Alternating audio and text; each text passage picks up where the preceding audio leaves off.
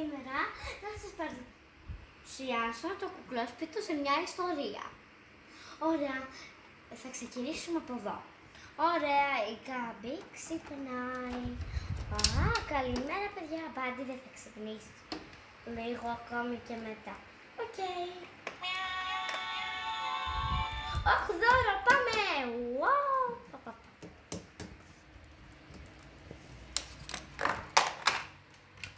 Τι έχει, θέλω να δω πολύ. Πάμε, ελάτε παιδιά, ελάτε να δείτε.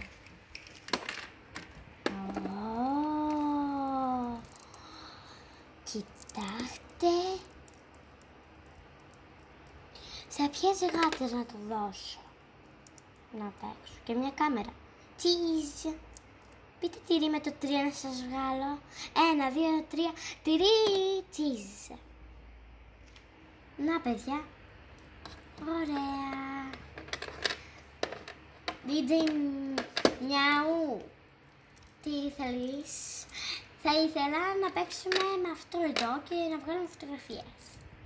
Ωραία, παίξε στον υπολογιστή. Οπα. Εσύ βλέπεις και πολεμάς. Όχι, χορεύω. Τι λέω πολεμάς? Καλά. Οπα, yes. Τυριτίν, κέρδισα. Γκαμπιγάτες, ελάτε για φωτογραφία όποιος θέλετε. Τρελαίνομαι για φωτογραφίες.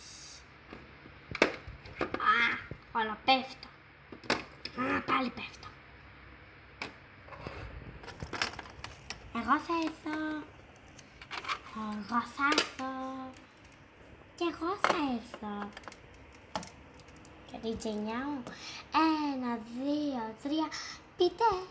Γκαμπιγάτα. Κοιτάξτε, σας αρέσει? Ναι. Ο τσιφτής γιατί δεν βγήκε? Είχαμε προειδοποιήσει τσιφτή. Θες να βγεις έτσι? Ναι. Cheese. Εμένα έπρεπε. Θες πάντα. Cheese. Πάει. Είμαι κούκλας. Χιχιχι. Για τα νεράιδα, ναι. Συγγνώμη, μπορείς να πετάξεις και να αφήσεις το δώρο? Ναι. Bye.